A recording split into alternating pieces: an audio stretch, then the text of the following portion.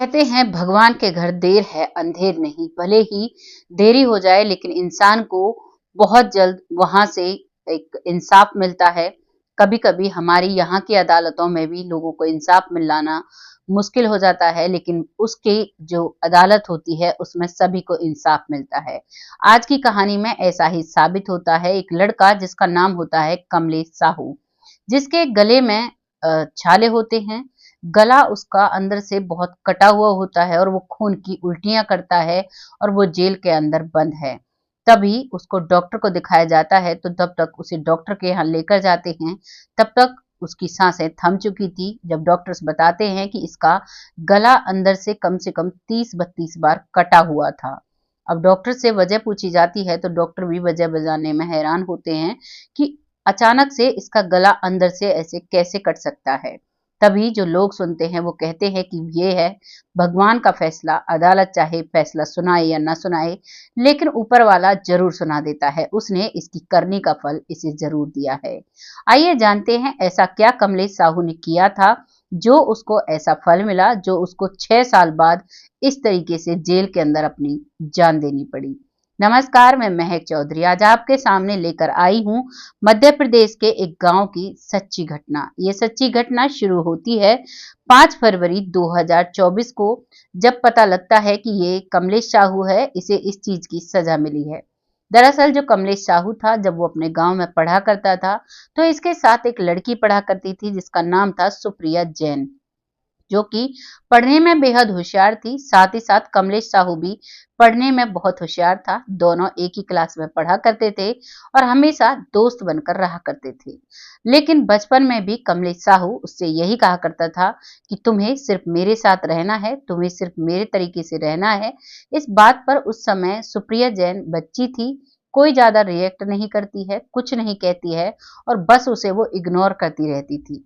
धीरे धीरे उनकी स्कूलिंग कंप्लीट होती है। वो लड़का अलग जगह कॉलेज में एडमिशन ले लेता है, लड़की अलग जगह कॉलेज में एडमिशन ले लेती है और वो पढ़ाई करने लगती है। एक दिन फिर से वो लड़का कमलेश साहू आता है और कहता है कि तुम पढ़ाई तो कर रही हो, लेकिन ध्यान रखना जैसे मैं कहता हूँ वैसे रहा करो। ऐसे रहने की जरूरत नहीं है। आजकल जो मॉडर्न समय है इसमें लड़कियां बहुत बिगड़ जाती हैं, तो तुम्हें बिगड़ने की जरूरत नहीं है। जैसा मैं कहता हूँ तुम्हें ऐसा करना होगा। इस बात पर सुप्रिया जैन कहती है कि अब हम बड़े हो चुके हैं, हम अपने हिसाब से जी सकते हैं और तुम्हें इन सब की चिंता करने की जरूरत नहीं है।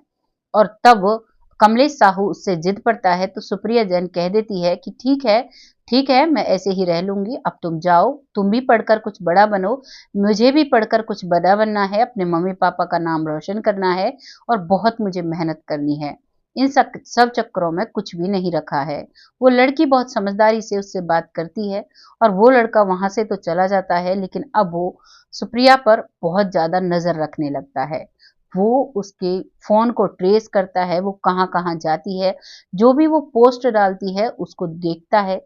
एक दिन सुप्रिया जैन एक थोड़े छोटे कपड़ों में एक पोस्ट डाल देती है। जैसे ही इस पोस्ट को कमलेश साहू देखता है तो उसे बहुत गुस्सा आता है और वो उस पर इतने सारे कमेंट करता है और कहता है ये अच्छे घर की लड़कियों की बात नहीं होती। छोटे छोटे कपड़ों में, अधनंगे कपड़ों में तुम दुनिया के सामने तमाशा कर रही हो, ये अच्छे संस्कार नहीं है और मैं तुम्हें ऐसे नहीं रहने दूंगा। इस बात पर सुप्रिया जैन को गुस्सा तो आता है, लेकिन वो बचपन का दोस्त समझकर इग्नोर करती है और कहती है तुम्हें चिंता करने की जरूरत नहीं है, मुझे कैसे रहना है मैं अच्छे से रह लूंगी। तुम हर बात में इतना वो शो ऑफ मत किया करो। एक दोस्त के नाते वो उससे बात करती है, क्योंकि वो उसके कॉलेज में ही आकर ये सब बात कहता है। जब कमेंट करने पर उसकी बात नहीं बनती है, बार बार उसकी पोस्ट पर इतने सारे कमेंट करता है, उनको सुप्रिया हाइड कर देती है। सोचती है कि कोई देखेगा तो क्या कहेगा। तब वो लड़का सीधा उसके कॉलेज कैंपस में पहुंच जाता है और वहां जाकर उससे कहने लगता है ये सही नहीं है, ये अच्छा नहीं है। उस समय भी सुप्रिया उसे कह देती है कि कोई बात नहीं, तुम जाओ, मेरी क्लास के लिए देरी हो रही है और ठीक है बाबा, आज के बाद मैं ऐसी पोस्ट नहीं डालूंगी। एक दोस्त के नाते वो उससे ऐसे ही कह देती है और अपनी पढ़ाई में लग जाती है। अब वो वहां से आ तो जाता है, लेकिन अब वो एक बहुत ही साइबर क्रिमिनल जो होते हैं, एक परफेक्ट तरीके से हर चीज को उसकी हैक कर लेता है। उसकी फोन लोकेशन को, उसकी जो पोस्ट डालती थी, कोई वीडियो किस समय वो कहाँ पर हुआ करती थी, इन सभी चीजों को वो बहुत गौर किया करता। उसने अपनी पढ़ाई छोड़ दी थी और सारा दिन और रात सुप्रिया को ही ट्रेस करता रहता और हर वक्त सुप्रिया पर नजर गड़ाए रखता। एक दिन सुप्रिया एक वीडियो पोस्ट करती है जिसमें वो अपने दोस्तों के साथ बर्थडे पार्टी में है और सभी के साथ डांस कर रही है। मॉडर्न कपड़े उसने पहन रखे हैं। इस बात पर कमलेश साहू को इतना गुस्सा आता है कि वो दूसरे दिन सुबह सुबह सुप्रिया के पास पहुंच जाता है। सुप्रिया का इन दौरान में कॉलेज कंप्लीट हो चुका था और अब वो एक जॉब करती थी। जैसे ही वो उसके ऑफिस के बाहर पहुंचता है और उसे फोन करता है कि तुम जल्दी से बाहर आओ, मुझे बहुत अर्जेंट काम है, तो सुप्रिया नॉर्मली अंदर से आती है और कहती है कि क्या हुआ कमलेश, क्या इतना अर्जेंट है जो तुमने मुझे ऐसे बुलाया। क्योंकि सुप्रिया उसे जानती थी तो उसे कोई झिझक नहीं थी उससे मिलने में। तभी वो कहता है, उसका पोस्ट दिखाते हुए, उसका वीडियो दिखाते हुए कि यही तुम्हारे संस्कार हैं, तुम ऐसे ही रहोगी, और बहुत खरी खोटी उसे सुनाता है। जब लगातार एक ऐसा व्यक्ति उसे सुनाता है जिसकी कोई जिम्मेदारी नहीं थी, कोई जिम्मेदारी सुप्रिया की उसे नहीं उठानी थी, जिस बात पर सुप्रिया को इतना गुस्सा आता है क्योंकि उसके खर्चे उसके माता पिता उठाए करते थे, पढ़ाई वो खुद से किया करती थी, आज तक एक भी रुपया उससे नहीं लिया था। आज तक कोई ऐसा उसने काम नहीं किया था जिसकी वजह से उसे कमलेश साहू की बातें सुननी पड़े। और आज सुप्रिया को गुस्सा आ जाता है। सुप्रिया कहती है कि मेरे दोस्त हैं, मैं चाहे कुछ भी करूं, तुम्हें देखती आ रही हूं बचपन से ही, तुम मुझे हर बात पर रोक टोक करते हो और मुझे ये बिल्कुल अच्छा नहीं लगता। तभी कमलेश साहू कहता है, चलो ठीक है, पर यह बताओ मुझसे शादी कब कर रही हो। इस बात पर सुप्रिया भड़क जाती है, कहती है, कौन सी शादी, किसकी शादी, और मैं तुमसे शादी भला क्यों करूंगी, जब तुम शादी से पहले ही मुझसे इतने सारे सवाल करते हो, मेरा जीना हराम करते हो। जब मैं तुमसे शादी कर लूंगी तो तुम तो मुझे मार ही डालोगे, तुम तो मुझे सुख चैन से जीने ही नहीं दोगे। किस लिए मैंने पढ़ाई की है, क्या मैं नौकरी नहीं कर सकती, क्या मैं दोस्त नहीं बना सकती। जब तुम्हारी सोच ही ऐसी है तो मुझे तुम्हारे जैसे इंसान से अब दोस्ती भी नहीं रखनी, शादी तो बहुत दूर की बात है। जैसे ही सुप्रिया ये बात कहती है, अब कमलेश साहू को गुस्सा आ जाता है और कमलेश साहू पहले से ही प्लान बनाकर आया था और एक तेज धारदार हथियार लेकर आया था। लगातार सुप्रिया में वो 38 बार वार करता है, उसके चेहरे पर, उसके गर्दन पर, उसके पेट पर, उसके सीने पर, उसे सारी को छलनी कर देता है। और चारों तरफ लोग बस देख रहे थे नजारा, कोई भी उसे बचाने के लिए नहीं आता है। वो लड़की भागती है बचती हुई, एक ऑटो से टकराती है, एक फुटपाथ से टकरा कर गिर जाती है, लेकिन वो लड़का उसके पीछे भागता रहता है और बार बार उस पर वार करता रहता है।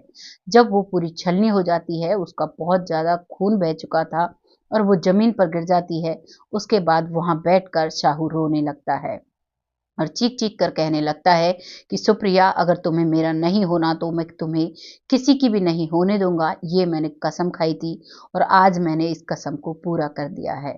इतने में ही वहां पर पुलिस आ जाती है, क्योंकि पुलिस को लोगों ने पहले ही कॉल कर दिया था। इतना टाइम तो पुलिस को आने में लग ही जाता है और अब सुप्रिया के पास पुलिस आ चुकी थी, लेकिन सुप्रिया में जान नहीं थी। फिर भी पुलिस उस लड़के को अरेस्ट करती है, सुप्रिया को हॉस्पिटल लेकर जाती है, तो हॉस्पिटल में डॉक्टर उसे मृत घोषित कर देते हैं। और अब सुप्रिया का पोस्टमार्टम के बाद उसका शव उसके माता पिता को सौंप दिया जाता है और उस लड़के पर सारी धाराएं लगाकर उसे जेल में डाल दिया जाता है। अभी उसका कोर्ट में केस चल ही रहा था, उसकी दलीलें पे दलीलें, तारीखें पे तारीख बढ़ती जा रही थी। लगभग इस समय को 6 साल हो जाते हैं और 6 साल होने के बाद एक दिन अचानक से कमलेश साहू को खून की उल्टियां होने लगती हैं।